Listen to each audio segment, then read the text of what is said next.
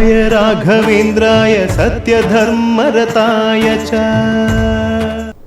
Okay ಅಮ್ಮ, ಇನ್ನು ಕೆಲವು ನಿಮ್ಮ ಒಂದು ಇದಕ್ಕೆ ಬರುವಂಥ ಏನೇನು ಸಮಸ್ಯೆಗಳನ್ನು ಹೊತ್ಕೊಂಡು ಬರ್ತಾರೆ? ಖಂಡಿತ ನೋಡಿ, ಒಂದು ಒಳ್ಳೆ ಪ್ರಶ್ನೆನೇ. ಹಾಗಾಗಿ ನಿನ್ನೆ ಅದೇ ದಿನನಿತ್ಯ ನಡೀತಾ ಇರೋ ಅಂಥದ್ದು. ಈಗ ನನ್ನ ನಾವು ಪ್ರೋಗ್ರಾಮ್ ಮುಗಿಸ್ಬಿಟ್ಟು ಹೊರಗಡೆ ಹೋಗಿದ ತಕ್ಷಣ ಸುಮಾರು ಅಂದ್ರೇನೋ ಒಂದು 75-80 ನಂಬರ್ ಬಂದಿರುತ್ತೆ. ಯಾಕೆ ಅಂತಂದರೆ ಆ ನಂಬರ್ ಏನಕ್ಕೆ ಬಂದಿರುತ್ತೆ ಅಂದರೆ ಅವರು ಟೈಮ್ ಕೇಳ್ಕೊಳ್ಳೋಕ್ಕೋಸ್ಕರ ಯಾವಾಗ ಬರಬೇಕು, ಏನು ಬರಬೇಕು ಅಂತ ಸುಮಾರು ಜನಕ್ಕೆ ನಮ್ಮ ಟಿ ವಿ ನಂಬರ್ ಸಹ ಗೊತ್ತಿರೋದಿಲ್ಲ, ಇಲ್ಲ ಅಂದರೆ ನನ್ನ ನಂಬರ್ ಗೊತ್ತಿರೋದಿಲ್ಲ, ಕನ್ಫ್ಯೂಸ್ ಮಾಡಿಕೊಂಡು ಮಾಡ್ತಾರೆ. ಹಾಗಾಗಿ ನಮಗೆ ಅವ್ರನ್ನ ಹೇಳಕ್ಕೆ ಹೇಳಿ ನೆನ್ನೆಲ್ಲ ತುಂಬಾ ಕಂಪಲ್ ಮಾಡಿದ್ರು. ಅಮ್ಮ ಟಿ ವಿ ಓಡ್ತಾ ಇದೆ, ಯಾವ ನಂಬರ್ಗೆ ಮಾಡಬೇಕು ಅಂತ ಗೊತ್ತಿಲ್ಲ ಅಮ್ಮ ಅಂತ ಕನ್ಫ್ಯೂಸ್ ಆಗ್ತಾರೆ. ಕನ್ಫ್ಯೂಸ್ ಆಗಬೇಡಿ, ಅವ್ರು ಆಗಾಗಲೇ ಹೇಳ್ತಾನೂ ಇರ್ತಾರೆ ಸಹ. ಅದೇ ರೀತಿ ಟಿ ವಿಲೇ ಸ್ಕ್ರೀನಲ್ಲಿ ಓಡ್ತಾ ಇರುತ್ತೆ, ಆ ನಂಬರ್ ತೊಗೊಂಡು ಖಂಡಿತ ಕರೆ ಮಾಡಿ ಟಿ ವಿಲಿ ನೀವು ಲೈವಲ್ಲಿ ನೋಡ್ತಾ ಇರೋಂಥವ್ರು ಸಹ ಮಾಡ್ಬೋದು. ನೋಡಿ ಯಾಕೆ ಬರ್ತಾರೆ, ಏನು ಸಮಸ್ಯೆ ಹೇಳ್ತಾರೆ ಅಂತ ಅಂದರೆ, ಬರೋ ಅಂಥವ್ರಿಗೆ ಆಲ್ರೆಡಿ ಅವ್ರು ಫೋನಲ್ಲಿ ಮಾತಾಡಿರ್ತಾರೆ, ಜಸ್ಟ್ ಒಂದು ಚಿಕ್ಕ ವಿಷಯ ಹೇಳಿರ್ತಾರೆ. ಡೈರೆಕ್ಟಾಗಿ ಬರುವಾಗ ಸುಮಾರು ಅಂದ್ರೇನು ಒಬ್ರಿಗೆ 1 ಅವರ್ ಆಗುತ್ತೆ. ಯಾಕೆ ಅಂತಂದರೆ ಅವ್ರಿಗೆ ನಡೆದಿರೋ ಅಂಥ ಕಷ್ಟನೆಲ್ಲನೂ ಹೇಳ್ಕೊಳ್ಳೋಕ್ಕೆ ಅಷ್ಟು ಟೈಮ್ ತಗೊಳುತ್ತೆ. ಯಾಕೆಂದರೆ ಒಂದಲ್ಲ ಎರಡಲ್ಲ ನಾನಾ ರೀತಿ ಕಷ್ಟಪಟ್ಟಿರ್ತಾರೆ. ಹಾಗಾಗಿ ನಾನೇನೆಲ್ಲ ಕಷ್ಟಪಟ್ಟನೋ ಅದೇ ರೀತಿ ಬರೋರು ಇದ್ದಾರೆ. ನನಗೆ ನೋಡಿ ಅದೆಲ್ಲ ಈಸಿಯಾಗಿ ನಾನು ಫೇಸ್ ಮಾಡಿದ್ದಕ್ಕೆ, ನನಗೆ ಈಸಿಯಾಗಿ ಫೇಸ್ ಮಾಡೋದಕ್ಕೆ ದಾರಿ ಕೊಟ್ಟಿದ್ದಾರೆ ಆ ಭಗವಂತ ಗುರುರಾಯರು. ಅವತಾರ ಮಹಾಪುರುಷ ನಾನು ಕೊಟ್ಟಿರೋದು ಒಬ್ಬರು ಕಷ್ಟನ ಹಿಂಗೆ ಅನ್ನೋದ್ರೊಳಗಡೆ ನಾನು ಅರ್ಥ ಮಾಡ್ಕೊಬಿಡ್ತೀನಿ. ಅದೇ ರೀತಿ ಅವರು ನೋಡಿದ ತಕ್ಷಣ ನನ್ನ ಆ ಮಂತ್ರ, ರಾಯರು ಕೊಟ್ಟಂಥ ಆ ಮಂತ್ರ ನನಗೆ ಆಟೋಮೆಟಿಕ್ಕಾಗಿ ಸ್ಕ್ಯಾನ್ ಆಗಿಬಿಡುತ್ತೆ. ಆಗಿದ ತಕ್ಷಣ ನಿಮ್ಗೆ ಈ ರೀತಿ ಇದೆ, ನಾನು ಮಾಡಿಕೊಡ್ತೀನಿ ಅಂತ ಖಂಡಿತ ಅವ್ರಿಗೆ ಭರವಸೆ ಕೊಡ್ತೀನಿ. ಅದೇ ರೀತಿ ನಾನು ಹೇಳಿದ್ದೆಷ್ಟು ನನ್ನ ಮನಸ್ಸಲ್ಲಿ ಎಷ್ಟು ವಾರ ಅವ್ರು ಕೊಡ್ತಾರೋ ಆ ವಾರನ ಅವ್ರಿಗೆ ಹೇಳ್ತೀನಿ, ಆ ವಾರದೊಳಗಡೆ ಖಂಡಿತ ನಾನು ಸಕ್ಸಸ್ ಮಾಡ್ತೀನಿ. ಅದೆಂಥದ್ದಾಗಿದ್ರೂ ಸರಿ, ಮದುವೆ ಇಲ್ಲ, ಮಕ್ಕಳಿಲ್ಲ, ನನಗೆ ಖಂಡಿತ ಈ ಥರ ಆಗ್ತಾಯಿದೆ ಅಂತ ಎಷ್ಟೋ ಮಕ್ಕಳಿಗೆ ಬ್ಲೀಡಿಂಗ್ ಆಗ್ತಾನೇ ಇದೆ, ಡಾಕ್ಟ್ರ್ ಹತ್ರ ಹೋದ್ರೂ ಸಹ ಆಗ್ತಾಯಿದೆ ಅಂತ ಅಂದರೆ ಭಯ ಕೂಡಿರುತ್ತೆ. ಆ ಭಯದಿಂದನೇ ಆ ಥರ ಆಗೋದಕ್ಕೆ ಚಾನ್ಸಸ್ಸು, ಅದನ್ನೂ ಸಹ ಸರಿ ಮಾಡಿಕೊಡ್ತೀನಿ. ಬನ್ನಿ ಖಂಡಿತ ಆ ರಾಯರಲ್ಲಿ ನಂಬಿಕೆ ಇಡಿ, ತನ್ನ ನಂಬಿಕೆ ಇಟ್ಕೊಳ್ಳಿ. ಮುಖ್ಯವಾಗಿ ನನ್ನನ್ನು ನಂಬೇಡಿ, ಆ ಭಗವಂತನ ನಂಬಿ. ಆದರೆ ನನ್ನನ್ನೊಂದು ಮೀಡಿಯೇಟ್ರಾಗಿ ಕೂಡಿಸಿದ್ದಾರೆ, ಖಂಡಿತ ಮಾಡಿಕೊಡ್ತೀನಿ. ಆ ಮೀಡಿಯೇಟ್ರ್ ಆಗಿರೋ ಕೆಲಸನ ವೆಂಕಣ್ಣ ಹೇಗೆ ರಾಯರಿಗೆ ಸಲಹೆ ಮಾಡಿದ್ರು, ಎಲ್ಲನೂ ಆ ಸಹಾಯದಿಂದ ಒಂದೊಂದು ಸಕ್ಸಸ್ ಆಯಿತೋ ಅದೇ ರೀತಿ ನಾವು ಮಾಡೋಣ. ಅವರಲ್ಲಿರೋ ಅಂಥ ಅವರು ನಿಂತಿರೋ ಅಂಥ ಪಾದದಲ್ಲಿ ಭಗವಂತನ ತೊಳಿತಾ ನಮ್ಮ ಕರ್ಮನೆಲ್ಲ ನಿವಾರಣೆ ಮಾಡಿಕೊಂಡು ಖಂಡಿತ ನಾವು ನೆಮ್ಮದಿಯಾಗಿರಬೇಕು ಅನ್ನೋದೇ ನನ್ನ ಆಸೆ. ಪ್ರಪಂಚದಲ್ಲಿರೋರು ನನ್ನನ್ನು ಮಾತ್ರ ನಾನು ಇಟ್ಕೊಂಡು ಮಾತಾಡಲೇಬಾರ್ದು, ನಿಮ್ಮನ್ನು ಇಟ್ಕೊಂಡು ಸಹ ನಾನು ಹೇಳ್ಬಾರ್ದು. ನಾವೆಲ್ಲ ಅಂದ್ರೇ ನೋಡಿ ನಮ್ಮ ನಮ್ಮ ನಮ್ಮ ನಮ್ಮ ಅಂತ ಇದ್ದರೆ ಅಮ್ಮ ಅಮ್ಮ ಅಮ್ಮ ಅನ್ನಂತ ಬರುತ್ತೆ ಮಾತು. ಹಾಗಾಗಿ ನಾವೆಲ್ಲರೂ ಸೇರಿ ಆ ಭಗವಂತನ ಪ್ರಾರ್ಥನೆ ಮಾಡೋಣ. ಜಗತ್ತು ಸರಿ, ಬೆಂಕಿ ಹಚ್ಕೊಂಡು ಉರಿತಾ ಇರೋ ಜ್ವಾಲೆನೂ ಸಹ ಆರಿಸೋದಕ್ಕೂ ಸಹ ಶಕ್ತಿ ಇದೆ ರಾಯರಿಗೆ. ನೋಡಿ ಜಗತ್ತೇ ಯಾವ್ಯಾವ ಕಡೆ ಏನೇನೋ ನಡೆದ್ರೂ ಸರಿ, ನಮ್ಮ ನಾಡಿನಲ್ಲಿರೋ ಅಂಥ ಮಕ್ಕಳೆಲ್ಲ ಖಂಡಿತ ಚೆನ್ನಾಗೇ ಇದ್ದೀವಿ. ಅದರಲ್ಲೂ ಕರ್ನಾಟಕದಲ್ಲಿ ಒಬ್ಬೊಬ್ಬರು ಸಹ ರಾಯರನ್ನು ಮನೆ ತುಂಬಿ ಪೂಜೆ ಮಾಡ್ತಾ ಇದ್ದಾರೆ. ಇವತ್ತು ನಾನಾ ವಿಧವಾಗಿ ಪೂಜೆ ಮಾಡ್ತಾರೆ. ಖಂಡಿತ ಮಾಡೋ ಅಂಥ ಭಕ್ತರಿಗೆ ಎಲ್ರಿಗೂ ಒಳ್ಳೆಯದಾಗಲಿ ಅಂತ ನಾನು ಪ್ರಾರ್ಥನೆ ಮಾಡುತ್ತೇನೆ. ಓಕೆ ಅಮ್ಮ, ಈಗ ರಾಯರನ್ನ ಎಲ್ಲರೂ ಪೂಜೆ ಮಾಡ್ತಾರೆ, ರಾಯರ ಭಕ್ತರು ವಿಶೇಷವಾಗಿ ಪೂಜೆ ಎಲ್ಲವನ್ನ ಮಾಡ್ತಾರೆ. ಆದರೂ ಕಷ್ಟಗಳ ಮೇಲೆ ಕಷ್ಟಗಳು ಬರ್ತಾ ಇರುತ್ತೆ. ಒಂದು ಕಡೆ ಕೆಲಸದಲ್ಲಿ ಸಮಸ್ಯೆ ಬರ್ತಾ ಇರುತ್ತೆ, ಮನೆಯಲ್ಲಿ ಸಮಸ್ಯೆ ಬರ್ತಾ ಇರುತ್ತೆ. ಯಾಕೆ ಬರುತ್ತೆ? ರಾಯರನ್ನು ಪೂಜೆ ಮಾಡ್ತಾ ಇರ್ತಾರೆ ಪ್ರತಿನಿತ್ಯ, ಆದರೂ ಯಾಕೆ ಕಷ್ಟ ಬರುತ್ತೆ? ನೋಡಿ, ರಾಯರನ್ನ ಪೂಜೆ ಮಾಡ್ತಾ ಕಷ್ಟ ಬರ್ತಾ ಇದೆ ಅಂದರೆ ನೋಡಿ, ಜಾಸ್ತಿ ರಾಯರನ್ನ ಪೂಜೆ ಮಾಡುವಾಗ ಕಷ್ಟ ಜಾಸ್ತಿ ಆಗೋದಕ್ಕೆ ಕಾರಣ ನಾವು ಹುಟ್ಟಿ ಬಂದಾಗಿಂದನೂ ಎಷ್ಟು ಕಷ್ಟ ಅನುಭವಿಸ್ಬಿಟ್ಟು ಎಷ್ಟು ಸುಖದಿಂದ ಬಂದಿರ್ತೀವೋ ಅದೆಲ್ಲ ನಮಗೆ ಅಕೌಂಟು ಕ್ಲೋಸ್ ಆಗಬೇಕು. ಅದು ಅಕೌಂಟು ಟ್ಯಾಲಿ ಆಗಿ ಕ್ಲೋಸ್ ಆಗುವಾಗ ಏನಾಗುತ್ತೆ ಅಂದರೆ ನಮ್ಮಲ್ಲಿ ಜಾಸ್ತಿ ಆಗಿಬಿಟ್ಟೇ ಕಮ್ಮಿ ಆಗೋದು. ನೋಡಿ, ಇನ್ನೊಂದು ವಿಷಯ ಹೇಳ್ತೀನಿ. ಪೂಜೆಗೆ ಬರೋರಾಗಲಿ, ಪೂಜೆ ನಾವು ಮಾಡಿಸ್ಕೊಂಡ್ಲೇಬೇಕು ಖಂಡಿತ ಬರ್ತೀವಿ ಅನ್ನೋರಾಗಲಿ, ಇನ್ನು ಬರಬೇಕು ಅನ್ನೋರಾಗಲಿ, ನೋಡಿ ಒಂದನ್ನು ಅರ್ಥ ಮಾಡ್ಕೊಡಿ. ಖಂಡಿತ ಹೇಳ್ತೀನಿ, ರಾಯರ ಹತ್ರ ಬರುವಾಗ ಜಾಸ್ತಿ ಆಗಿನೇ ಕಮ್ಮಿ ಆಗೋದು. ನೋಡಿ, ಯಾವುದೊಂದು ಆರೋಗ್ಯ ಸಮಸ್ಯೆ ಆಗಿದ್ರೂ ಸಹ ಡಾಕ್ಟ್ರ್ ಹತ್ರ ಹೋಗ್ತೀವಿ ನಾವು, ಸ್ವಲ್ಪ ಜಾಸ್ತಿ ಆಗುತ್ತೆ ಭಯ ಬೀಳಬೇಡಿ ಅಂತಾರೆ. ಯಾಕೆ ಹೇಳ್ತಾರೆ? ಅವರು ಅದೆಲ್ಲ ಕ್ಲಿಯರ್ ಆಗಬೇಕು, ಅದಕ್ಕೋಸ್ಕರನೇ ಹೇಳ್ತಾರೆ. ಹಾಗಾಗಿ ಇದೂ ಸಹ ಹಾಗೇನೆ.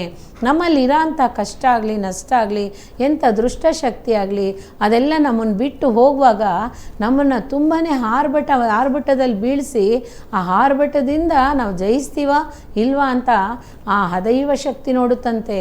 ಹಾಗಾಗಿ ನೋಡಿ, ದೇವರಿಗೆ ಎಷ್ಟು ಶಕ್ತಿ ಇದೆಯೋ ಅದೇ ರೀತಿ ನೀಚ ಶಕ್ತಿಗೂ ಅಷ್ಟೇ ಇರುತ್ತೆ.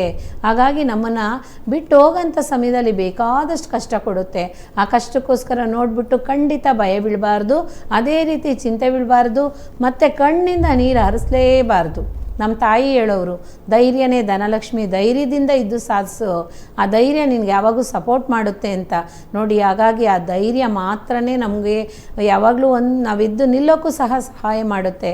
ಹಾಗಾಗಿ ನಾವು ಯಾವುದೊಂದು ಕಷ್ಟ ಬಂದ್ರೂ ರಾಯರನ್ನ ಪೂಜೆ ಮಾಡ್ತಾ ಮಾಡ್ತಾ ಮಾಡ್ತಾ ಎಷ್ಟೇ ಕಷ್ಟ ಬಂದ್ರೂ ನಮ್ಮನ್ನು ರಾಯರು ಶುದ್ಧ ಮಾಡ್ತಾ ಇದ್ದಾರೆ ಅಂತ ಅರ್ಥ ನೋಡಿ. ಹಾಗಾಗಿ ಆ ಶುದ್ಧತೆಯಿಂದ ಅವ್ರು ತರೋಕ್ಕೋಸ್ಕರ ಕಷ್ಟ ಕೊಡ್ತಾ ಇದ್ದಾರೆ ವಿನಃ ನಾವು ಕೆಳಗೆ ಬೀಳಬೇಕು ಅಂತನೋ ಅಲ್ಲದು ನಾವು ಯಾಮಾರ್ತಿರೋ ಅಂತನೋ ಅಲ್ಲ. ಖಂಡಿತ ಹೇಳ್ತೀನಿ, ರಾಯರು ನಮ್ಮನ್ನು ಶುದ್ಧ ಮಾಡ್ತಾರೆ ಅಂತ ಅರ್ಥ. ಸ್ವಲ್ಪ ದಿವಸ ಆದ ತಕ್ಷಣ ಒಂದೊಂದು ಖಂಡಿತ ಕೈಗೂಡುತ್ತೆ, ನಮ್ಮ ಕಣ್ಣಿಗೆ ಕಾಣಿಸೋದಿಲ್ಲ ನೋಡಿ. ಅವರು ಎಷ್ಟು ಕಾಮಧೇನಾಗಿದ್ದಾರೋ ಅಷ್ಟೇ ಕಲ್ಪವೃಕ್ಷವಾಗಿ ನಮ್ಮನ್ನು ತರ್ತಾರೆ. ಆ ಮರ ಎಷ್ಟು ಶುದ್ಧತೆಯಿಂದ ಇದೆಯೋ, ಎಷ್ಟು ನೆರಳನ್ನು ಕೊಡುತ್ತೋ ಅಷ್ಟೇ ಖಂಡಿತ ನಮಗೆ ಸಕ್ಸಸ್ ಮಾಡಿಕೊಡ್ತಾರೆ. ನಂಬಿಕೆಯಿಂದ ಪೂಜೆ ಮಾಡಿ, ಭಕ್ತಿಯಿಂದ ಪೂಜೆ ಮಾಡಿ, ಒಳ್ಳೆಯದಾಗುತ್ತೆ. ಓಕೆ ಅಮ್ಮ.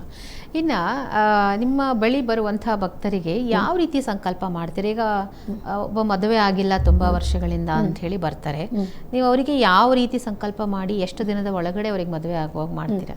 ನೋಡಿ, ಇವಾಗ ದೋಷ ಇದೆ ಅಂತ ಬರ್ತಾರೆ, ಫೋನ್ ಮಾಡ್ತಾರೆ. ಮಾಡುವಾಗಲೇ ಅವ್ರ ಧ್ವನಿಯಿಂದನೇ ನನಗೆ ಗೊತ್ತಾಗುತ್ತೆ ಅವ್ರಿಗೆ ದೋಷ ಇದೆ ಇಲ್ಲ ಅಂತ.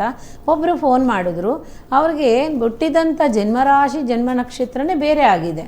ಆದರೆ ಅವರು ಇಟ್ಟಿದಂಥ 2 ಹೆಸರಲ್ಲಿ ಬೇರೆ ಬೇರೆ ನಕ್ಷತ್ರ ರಾಶಿ ಬಂದಿದೆ. ಹಾಗಾಗಿ ಆ ನಕ್ಷತ್ರ ರಾಶಿಗೆ ಇಷ್ಟು ದಿವಸ ನೋಡಿದ್ದಾರೆ ಅವರು ಜನ್ಮರಾಶಿ ಜನ್ಮ ನಕ್ಷತ್ರಕ್ಕೆ ನೋಡಲಿಲ್ಲ. ಹಾಗಾಗಿ ಆ ಜನ್ಮ ನಕ್ಷತ್ರ ರಾಶಿಲಿ ಯಾವುದೇ ದೋಷನೂ ಇಲ್ಲ, ಯಾವ ಪಾಪನೂ ಇಲ್ಲ, ಯಾವ ಶಾಪನೂ ಇಲ್ಲ ಅವರಿಗೆ. ಹಾಗಾಗಿ ಮದುವೆ ಮಾತ್ರ ತಡೆ ಬರ್ತಾನೆ ಇದೆ. ಕಾರಣ ಏನು? ಅವ್ರಿಗೆ ಇಟ್ಟಂಥ ಹೆಸರಲ್ಲಿ ಬಂದಿದ್ದಂಥ ರಾಶಿ ನಕ್ಷತ್ರದಲ್ಲಿ ನೋಡಿ ಹೋಗಿ ದೋಷ ಇದೆ ಅಂತ ಪೂಜೆ ಮಾಡ್ತಾ ಮಾಡ್ತಾ ಮಾಡ್ತಾ ದೋಷ ಕಳೀತಾ ಬಂದಿದ್ದಾರೆ, ಇನ್ನೂ ಸಹ ಮದುವೆ ಆಗಲಿಲ್ಲ. ಕಾರಣ ಜನ್ಮರಾಶಿ ಜನ್ಮ ನಕ್ಷತ್ರಕ್ಕೆ ನೋಡಬೇಕಾಗಿತ್ತು. ಹಾಗಾಗಿ ಅವ್ರ ಧ್ವನಿ ಇಟ್ಕೊಂಡು ನಾನು ಹೇಳುವಾಗ ಇವಾಗ ಹೋಗಿದ್ದಾರೆ, ಅವ್ರಿಗೆ ಸುಮಾರು ಒಂದು 3 ಮಂತ್ಸ್ ಒಳಗಡೆ ಎಲ್ಲನೂ ಪ್ರಾಬ್ಲಮ್ ಇದೆ, ಸ್ವಲ್ಪ ಪರ್ಸನಲ್ಲು, ಆ ಪ್ರಾಬ್ಲಮ್ ಸಾಲ್ವ್ ಆಗಿದ ತಕ್ಷಣ ಮದುವೆ ಆಗುತ್ತೆ. ಯಾಕೆಂದರೆ ಕೈಯಲ್ಲಿ ಹಣನೂ ಸಹ ಬೇಕಲ್ವೇ. ಹಾಗಾಗಿ ಶ್ರಾವಣದಲ್ಲಿ ನಾನು ಮಾಡ್ಕೊತೀನಮ್ಮ ಅಂತ ಹೇಳಿ ಅವ್ರ ಹೆಸರಲ್ಲಿ ಇಟ್ಟಂಥ ಜಾತಕನ ತೊಗೊಂಡೋಗಿ ಅವರು ಅಗ್ನಿಲಿ ಹಾಕಿದ್ರು. ಕಾರಣ ನೋಡಿ, ಅದಕ್ಕೆ ಹೇಳೋದು ಜನ್ಮರಾಶಿ ಜನ್ಮ ನಕ್ಷತ್ರದಲ್ಲಿ ಏನಿದೆಯೋ ಅದನ್ನು ಒಳ್ಳೆ ಜ್ಯೋತಿಷ್ಯರ ಹತ್ರ ಹೋಗಿ ತೋರಿಸಿ, ಅದು ಖಂಡಿತ ಅದು ಸಕ್ಸಸ್ ಆಗುತ್ತೆ. ಸಪೋಸ್ ನನ್ನ ಹತ್ರನೇ ಅವ್ರು ಸರಿ ಮಾಡ್ಕೋಬೇಕು ಅಂದರೆ ಆ ಜಾತಕ ಬುಕ್ಕನ್ನ ನಾನು ಕೈಯಲ್ಲಿ ಇಟ್ಕೊತೀನಿ ಅಷ್ಟೇ, ಅದರಲ್ಲಿ ಏನಿದೆ ಅಂತ ನನಗೆ ಖಂಡಿತ ಸ್ಕ್ಯಾನ್ ಆಗುತ್ತೆ. ಆವಾಗ ಅದರಲ್ಲಿರೋ ಅಂಥದ್ದನ್ನು ನಾನು ಹೇಳ್ತೀನಿ, ಮಾಡಿಕೊಡ್ತೀನಿ. ಅದೇ ರೀತಿ ಹೆಸರಿಗೋಸ್ಕರ ರಾಶಿ ನಕ್ಷತ್ರ ಆಗಲಿ ದೋಷ ಆಗಲಿ ಪಾಪ ಆಗಲಿ ನಿವರ್ತನೆ ಮಾಡಬೇಡಿ. ನಿಮಗೆ ಟೈಮ್ ಗೊತ್ತಿಲ್ಲ ಅಥವಾ ಏನಾದರೂ ನಿಮ್ಮ ತಾಯಿ ತಂದೆ ಬರೆದಿಟ್ಟಿಲ್ಲ ಅಂದ್ರೂ ಸಹ ನೀವು ಯಾವ ದಿನ ಹುಟ್ಟಿದ್ದೀರಾ ಅನ್ನೋದು ಮಾತ್ರ ಜ್ಯೋತಿಷ್ಯರ ಹತ್ರ ಹೇಳಿದ್ರೆ, ಆ ಡೇಟ್ ಹೇಳಿದ್ರೂ ಸಾಕು, ಖಂಡಿತ ಅದನ್ನು ಅವ್ರು ಗಣಿಸ್ತಾರೆ, ನಿಮಗೆ ಹೇಳ್ತಾರೆ. ಹಾಗಾಗಿ ಹೆಸರಿಗೋಸ್ಕರ ನಾಮ ನಕ್ಷತ್ರ ಖಂಡಿತ ರಾಶಿ ನಕ್ಷತ್ರದಲ್ಲಿ ನೋಡಬಾರ್ದು. ಯಾಕೆಂದರೆ ಪ್ರೀತಿಯಿಂದ ಮನೇಲಿ ಕೂತ್ಕೊಂಡು ಅಮ್ಮಂದಿರು ಬೇರೆ ಬೇರೆ ಹೆಸರಿಟ್ಕೊಂಡಿರ್ತಾರೆ, ಆ ಹೆಸರಲ್ಲಿ ಯಾವಾಗಲೂ ನೋಡಬಾರ್ದು ರಾಶಿ ನಕ್ಷತ್ರ. ಖಂಡಿತ ಜನ್ಮ ನಕ್ಷತ್ರ ಜನ್ಮ ರಾಶಿಲೇನೆ ಆ ಮಗು ಯಾವಾಗ ಜನನ ಆಯಿತೋ ಆ ಟೈಮನ್ನು ಮಾತ್ರನೇ ನೋಡಬೇಕೇ ವಿನಃ ಆ ದಿನ ಮಾತ್ರನೇ ನೋಡಬೇಕು, ಬೇರೆದನ್ನು ನೋಡಬಾರ್ದು. ಹಾಗಾಗಿ ಬರೋಂಥವ್ರಿಗೆ ಆ ಧ್ವನಿ ಇಟ್ಕೊಂಡೇ ನಾನು ಹೇಳುವಾಗ ಖಂಡಿತ ಯಾವುದಿದೆ ಏನಿದೆ ದೋಷ ಅನ್ನೋದು ಪಾಪ ಅನ್ನೋದು ನಾನು ಹೇಳ್ತೀನಿ. ಅವ್ರು ಬರುವಾಗಲೇ ಆ ಥಿಂಗ್ಸ್ ಎಲ್ಲ ತೊಗೊಂಬರ್ತಾರೆ, ಪರಿಹಾರ ಮಾಡಿಕೊಡ್ತೀನಿ. ಹಾಗಾಗಿ ಅವ್ರು ಬಂದಮೇಲೆ ಮಾತಾಡೋ ಅಂಥದ್ದು ಏನು ಇರೋದಿಲ್ಲ. ಆದರೆ ಯಾಗಿದ್ದರೆ ಬೆಟರ್ ಆಗುತ್ತೆ, ಯಾವ ದಿವಸದಲ್ಲಿ ನೀವು ಮ್ಯಾರೇಜ್ ಆಗ್ಬೋದು. ಅವರನ್ನು ಮುಖ್ಯವಾಗಿ ನಾನು ನೋಡೋಕ್ಕೆ, ನನ್ನ ಆಶೀರ್ವಾದ ಮಾಡಿಸ್ಕೊಳ್ಳೋಕ್ಕೋಸ್ಕರನೇ ಖಂಡಿತ ಬರ್ತಾರೆ. ಆದರೆ ರಾಘವೇಂದ್ರ ಸ್ವಾಮಿ ಅನುಗ್ರಹನ ಖಂಡಿತ ನಾನು ಮಾಡಿಸೇ ಕಳಿಸೋದು. ಅದೆಂಥವ್ರು ಬಂದ್ರೂ ಸರಿ, ಅದು ಮಾಡಿ ಕಳಿಸ್ತೀನಿ. ಹಾಗಾಗಿ ರಾಘವೇಂದ್ರ ಸ್ವಾಮಿನ ಪೂಜೆ ಮಾಡಿ, ಒಳ್ಳೆಯದಾಗಲಿ. ಗುರುವೇ ಶರಣಂ. ಓಕೆ ಅಮ್ಮ. ಇನ್ನು ಈಗ ತುಂಬ ಜನ ಬಂದು ಈಗ ಆಲ್ರೆಡಿ ನಿಮ್ಮ ಹತ್ರ ಸಮಸ್ಯೆಗಳನ್ನು ಬಗೆಹರಿಸಿಕೊಂಡಿದ್ದಾರೆ. ಸೊ ಯಾವ ರೀತಿ ಪರಿಹಾರಗಳನ್ನು ಕೊಟ್ಟಿದ್ದಾರೆ, ಯಾರ್ಯಾರಿಗೆ ಒಳ್ಳೆಯದಾಗಿದೆ, ಏನೇನು ಒಳ್ಳೆಯದಾಗಿದೆ ಅದ್ರ ಬಗ್ಗೆ ಹೇಳಿ. ಹೌದು ನೋಡಿ, ಮಂತ್ರಾಲಯದಲ್ಲೂ ಸಹ ನನ್ನಿಂದ ಮಕ್ಕಳಾಗಿದೆ, ನನ್ನ ಆಶೀರ್ವಾದದಿಂದ ಮಕ್ಕಳಾಗಿದೆ. ಹಾಗಾಗಿ ಮಂತ್ರಾಲಯದಲ್ಲೇ ತುಂಬ ಜನಕ್ಕೆ ಸಮಸ್ಯೆಗಳು ಇದ್ದಿದ್ದನ್ನು ಸಹ ನಾನು ಪರಿಹಾರ ಮಾಡಿದ್ದೀನಿ. ಯಾಕೆಂದರೆ ಹೆಸರು ಹೇಳೋದಕ್ಕೆ ನನಗೆ ಇಷ್ಟ ಇಲ್ಲ, ಕಾರಣ ಹೇಳಲೂಬಾರ್ದು. ಯಾಕೆಂತಂದರೆ ಮಂತ್ರಾಲಯ ನನ್ನ ತಾಯಿ ಮನೆ ಇದ್ದ ಹಾಗೆ, ನನಗೆ ಸುಮಾರು ಒಂದು 30-35 ವರ್ಷದಿಂದ ನನ್ನ ತಾಯಿ ಮನೆ ಇದ್ದ ಹಾಗೇ ಗ್ರಾಮ ಮಕ್ಕಳೆಲ್ಲ ಗೊತ್ತು, ಮಠದಲ್ಲಿರೋ ಅಂಥವರೆಲ್ಲ ಪರಿಚಯನೇ. ನಮ್ಮ ಸ್ವಾಮೀಜಿನೂ ಸಹ, ನಮಸ್ಕಾರ ಸ್ವಾಮೀಜಿ, ಸ್ವಾಮೀಜಿನೂ ಸಹ ಚೆನ್ನಾಗಿ ಪರಿಚಯನೇ. ಹಾಗಾಗಿ ಮಿಸ್ಯೂಸ್ ಯಾವುದ್ರಲ್ಲೂ ನಾವು ಮಾಡ್ಕೋಬಾರ್ದು, ಗೊತ್ತಿದ್ದಾರೆ ಅಂತ ಹೇಳಿ ಸಹ ನಾವು ಮಿಸ್ಯೂಸ್ ಮಾಡಬಾರ್ದು. ಹಾಗಾಗಿ ಅಲ್ಲಿರೋ ಅಂಥವ್ರಿಗೆ ನಾನು ಮಾಡಿಕೊಟ್ಟಿದ್ದೀನಿ. ಹಾಗಾಗಿ ನಮ್ಮ ತಮಿಳ್ನಾಡಲ್ಲಿ ಸುಮಾರು ಒಂದು 35-38 ವರ್ಷ ಕಾಲ ಇದ್ದೆ ನಾನು. 30 ವರ್ಷ ಕಾಲ ಕೊಯಮತ್ತೂರಲ್ಲಿದ್ದೆ. ಹಾಗಾಗಿ ಸುಮಾರು ಜನಕ್ಕೆ ಪರಿಹಾರ ಆಗಿದೆ, ಮಕ್ಕಳು ಭಾಗ್ಯ ಆಗಿದೆ. ಇವಾಗೆಲ್ಲ ಸ್ಕೂಲ್ಗೂ ಹೋಗ್ತಾ ಇದ್ದಾರೆ ಮಕ್ಕಳು. ಆ ಥರ ಆ ಮಕ್ಕಳು ನೋಡಿದ್ರೇನು ನನ್ನನ್ನು ರಾಘವೇಂದ್ರ ಅಮ್ಮ ಅಂತಾರೆ. ನಿಮ್ಮ ಮುಂದೆ ಖಂಡಿತ ಒಂದಲ್ಲ ಒಂದು ದಿವಸ ತೋರಿಸ್ತೀನಿ, ಟಿ ವಿಲೇ ನೀವು ನೋಡ್ಬೋದು. ಆ ಥರ ಮದುವೆ ಆಗದಿರ ಇರೋವಂಥವ್ರಿಗೂ ಸಹ ಆಗಿದೆ.